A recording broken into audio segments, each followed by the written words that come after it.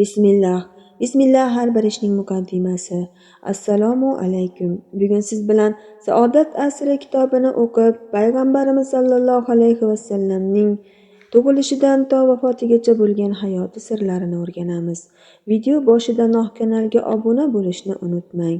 Muallif Ahmad Lutfiy Qozonchi. Saodat asri. Ikkinchi kitob, ikkinchi qism. Bismillahirrohmanirrohim. Oyning ikkiga bo'linishi.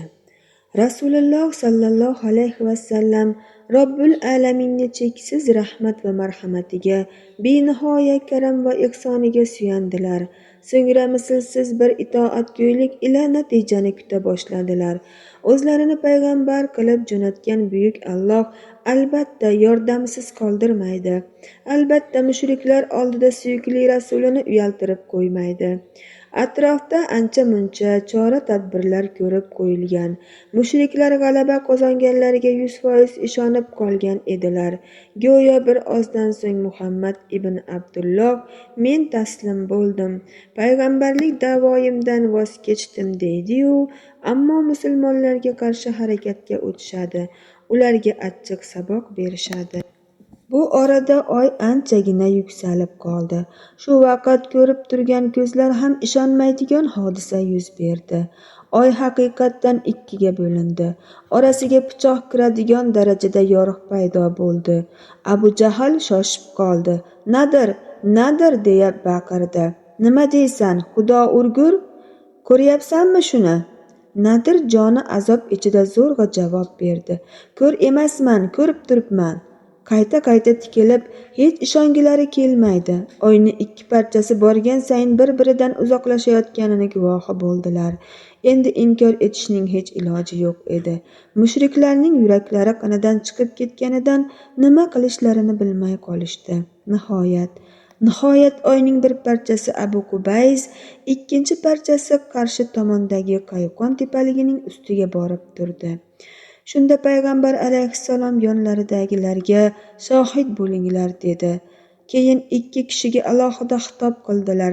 Ey Abu Salama ibn Abul Asad, ey Arqam ibn Abul Arqam, shohid bo'linglar. Keyin oyning ikki parchasi bir-biriga yaqinlasha boshladi. Nihoyat bir odimlik, bir qarichlik masofa qoldi. Orasiga zo'rg'a bir pichoq sig'adigan darajada yorug' xiyol miqdor turdi. So'ng u ham yo'q bo'lib ketdi. Oy bir muddat bemisl jang maydoniga aylangan edi. Asl holiga qaytib, yana avvalgiday sokinlik bilan salobat kasb etgan edi. Rasululloh sallallohu alayhi vasallam ularga va'dalarini eslatib iymon keltirishni taklif qildilar, biroq foydasi bo'lmadi. Zo'r bir g'alabani kutgan edilar. Uzil-kesil mag'lubiyatga uchradilar. Bu hol mushriklarni sarosimaga solib qo'ydi. Sarosimadan birinchi bo'lib Abu Jahl qutulganday bo'ldi. Muhammadni sehrini ko'rdinglar. Mukammal sehr qildi. U yengib bo'lmaydigan sehrdir. Bu ovozi boricha baqirar, shallaqilikdan boshqa yo'l tutishning iloji qolmagan edi unga. Oy yorildi degan gap behuda, u ko'zlaringizni bo'yadi, sehrlab qo'ydi, bo'lmagan ishni bo'lganday qilib ko'rsatdi. Natija qanday bo'larkan deya tahlikada turgan mo'minlar ham ro'y bergan hodisadan dabdurust o'zlariga kelolmadilar. Hech kim sen iymon keltiraman deb so'z bergan eding, darrov iymon keltir, aksincha deydigan holda emas edi. Abu Jahl payg'ambarimizning qarshilariga chiqib, sen zo'r sehrgar ekansan, favqulodda sehr qilding, ko'zlarimizni bog'lading, bo'lmagan narsani bo'lgandek ko'rsatding. Lot va Uzzoga ming bor qasam ichamanki, dunyoda sendan ham zo'rroq ko'zbo'yamachi yo'q. Ammo bir kecha kun o'tsin, bizni laqillatganing va yolg'onchiliging o'shanda fosh bo'ladi. Bizni sehrlagandursan, lekin olisdagilarni ko'zlarini bo'yay olmaysan. Shahar tashqarisidan keladigan odamlardan surishtiramiz, siring ochiladi qo'yadi. Nihoyat bir karvon keldi. Hol ahvol so'rashgach, oyning yorilgani haqida gap ochildi. Abu Jahl: Muhammad ibn Abdulloh bizning ko'zlarimizni shamg'alat qildi. Shuning uchun sizlarni poylab turgan edik. Yo'lda biron antiqa hodisani ko'rmaganlaringizni bilmoqchimiz dedi. So'radilar-u, so'raganlariga pushaymon bo'ldilar. Chunki karvondagilar ham yo'lda xuddi shunday bir hodisani shohidi bo'lgan edilar. Birlarini olib, birlari qo'yib, oyni ikkiga bo'lingani voqeasini butun tafsiloti bilan hikoya qilib berdilar. Abu Jahlni go'yo pichoqsiz so'ydilar. U sho'rlik ruhan ezildi, parishon bo'ldi. Bir tog'ni bir joydan ikkinchi joygacha ko'chirsa ham bunchalik holdan toymas edi, balki. U boshqacha javobni kutgan. Musofirlar bu hodisani ko'rmadik desalar, borib Rasulullohni armoni chiqquncha so'kmoqchi edi. Nochor, noiloj. Bir sehr bu, mislsiz sehrdan bo'lak narsa emas deyishdan nariga o'tolmadi. Bu orada farishta Jabroil Rasululloh sollallohu alayhi vasallamga Janobi Haqning salomini keltirdi. Ushbu hodisalarga aloqador quyidagi oyatlarni u zotning qalblariga muhrladi. Qiyomat soati yaqinlashib qoldi va oy ham ikkiga bo'lindi. U mushriklar bir mo'jiza ko'rsalar undan yuz o'girardilar va bu har doimgidek sehr-ku deydilar. Ular payg'ambarni yolg'onchi qiladilar va havoyi nafslariga ergashadilar. Har bir ish joyini topqusidir. Ya'ni garchi kofirlar yuz o'girsalar-da, bu haq din yer yuzidagi qaror topadi. Holbuki ularni ilgari o'tgan kofirlarning xabarlaridan iborat bir narsa, yetuk hikmat keladiki, unda kufru zalolatdan tiyilish lozim ekanini uqtiruvchi ibratlar bor edi. Lekin bu so'zlarni kufrlaridan tiyilmadilar. Bas, ularga hech qanday ogohlantirish foyda bermas. Ey Muhammad, endi siz ulardan yuz o'giring. Qamar surasi 1-6 oyatlar. G'arazli istaklar. Oradan kunlar o'tdi. Rasululloh sollallohu alayhi vasallamga mushriklardan yana bir taklif keldi. Kel, bir masala yuzasidan suhbatlashib olaylik, deyishgan edi ular. Borsalar mushriklarning mashhur boshliqlari kutib olishdi. Rasululloh sollallohu alayhi vasallam oyni ikkiga bo'linishi hodisasining nechog'li haq ekanini aniqlash uchun bu mushriklar yon atrofdan shu xususida so'rab surishtirganliklarini bilardilar va endi haqiqatdan tan olishgan bo'lsa kerak deb o'yladilar. Ammo mutlaqo boshqacha vaziyatning ustidan chiqdilar. Seni bu yerga chaqirishimizning boisi, endi sen bizdan uzr so'rashing kerak, ey Muhammad. To'g'ri, seni tug'ilganingdan beri taniymiz. Pokiza halol yashaganingni bilamiz. Shuning uchun ham senga amin, ishonchli laqabini berdik. Ammo oxir oqibatda sen hech kim bilmaydigan bir dinni o'rtaga chiqarding. Bizni dinimizni va butlarimizni ayblading. Aqli joyida bo'lgan qancha kishilarimizni ahmoqqa chiqarding. Jamoalarni tarqatding, otani boladan ajratding. Oramizda yuzaga kelgan ziddiyatlarga biz emas, sen aybdorsan. Shundan keyin bir paytlar Utba qilgan taklif va va'dalarni eslatishdi. Bunisi endi o'tayotgan yuzsizlik edi.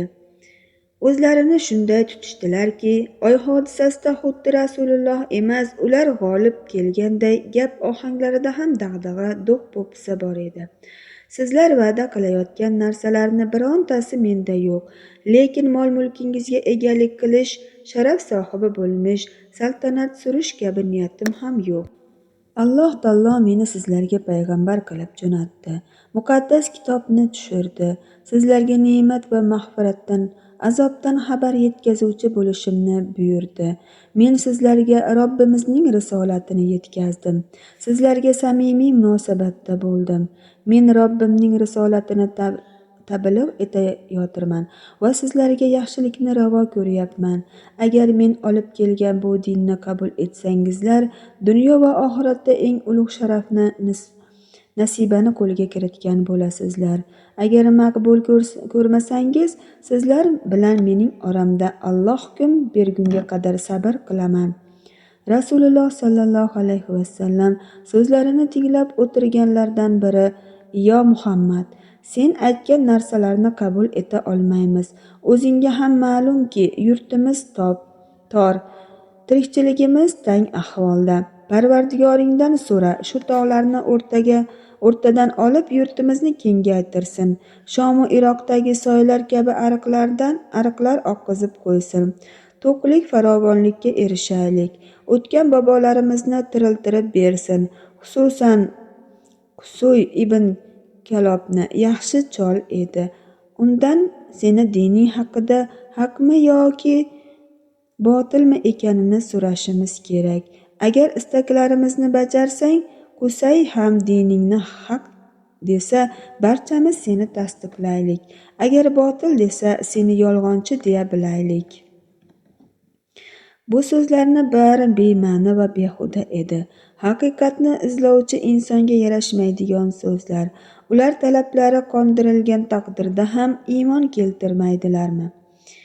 Payg'ambar insonlarga mo'jiza ko'rsatish uchun yuborilmaydi.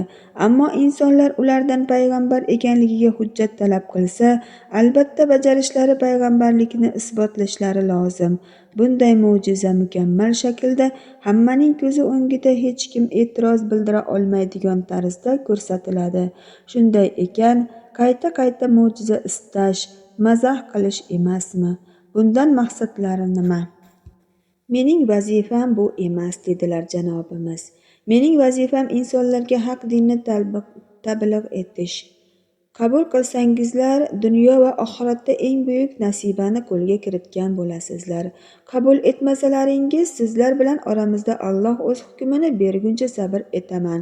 Uni sharafli buyrug'ini bajarishga g'ayrat qilaman.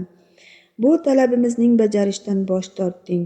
U holda Parvardigoringdan so'ra, payg'ambarligingga tasdiqlaydigan bir farishta yuborsin. U farishta seni bizdan qo'riqlasin. Bu farishta bizga oltindan, kumushdan saroylar, bog'lar qurib bersin. Biz ham senga bu ishingda yordam beraylik. Sizlar so'rayotgan ishlar mening zimmamda emas. Parvardigorim mendan bularni so'ramaydi. Meni bunday ishlarga vazifador qilmagan. Men sizlarga Allohning ne'matlari haqida mujda yetkazuvchi, azobdan ogoh etuvchi bir elchiman. Xo'p, Parvardigorim istasa qiladi deyapsan. Qani osmonni ustimizga parcha-parcha qilib tushir. Agar bu ishni ado etmasang, aslo payg'ambarligingga ishonmaymiz. Bu Allohning ishi, xohlasa qiladi. Gap cho'zilib mazax tusini oldi. Allohni va farishtalarni chaqir, ko'raylik. Osmonga chiq, yulduzlardan bir qasr qurdir kabi kurakda turmaydigan talablarni qo'ya boshlashdi. Ish jiddiylik chegarasidan chiqib ketgach, Rasululloh ularning oldidan ketdilar. Ammalari Otikaning o'g'li Abdulloh ibn Umayya ul zotning orqalaridan ergashdi.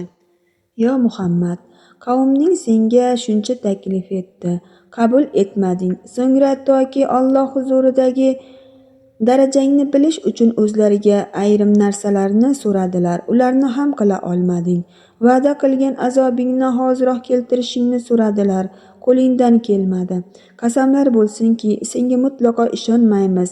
Hatto ko'k tog'iga bir narvon qo'yib, ko'z o'ngimizda u yerga chiqsang va yozuv yozilgan bir sahifa olib kelsang, sen bilan birga 4 ta farishta ham seni payg'ambar ekanligingga shohidlik qilish uchun kelsalar, ont ichamizki, shunda ham senga ishonmaymiz, seni tasdiq etmaymiz. Rasululloh sallallohu alayhi vasallam hech narsa demadilar. Deyishlariga hojat ham yo'q edi. Shuncha ishlarni qilsang ham baribir ishonmayman deb turgan odamlarga nimani ham uqtirib bo'lardi. Bular shunchalik iflos, g'arazgo'y edilarki, Rasululloh sallallohu alayhi vasallam o'yga g'amgin qaytdilar. Xalqini jaholatdan saodatga da'vat etgan, ammo evaziga faqat dushmanona muomala ko'rgan, nohaq haqoratga uchragan, mazax qilgan inson albatta xafa bo'ladi-da. Ammo vahiy farishtasi Jabroil alayhissalom nabiylar maqomini sultonini kutayotgan mushriklar bilan bo'lgan uchrashuv ma'naviyat olamidan kuzatilib turganini bildiruvchi bu taskin baxsh oyatlar bu zohid sharifning pokiza qalblariga yozish uchun kelgan edi.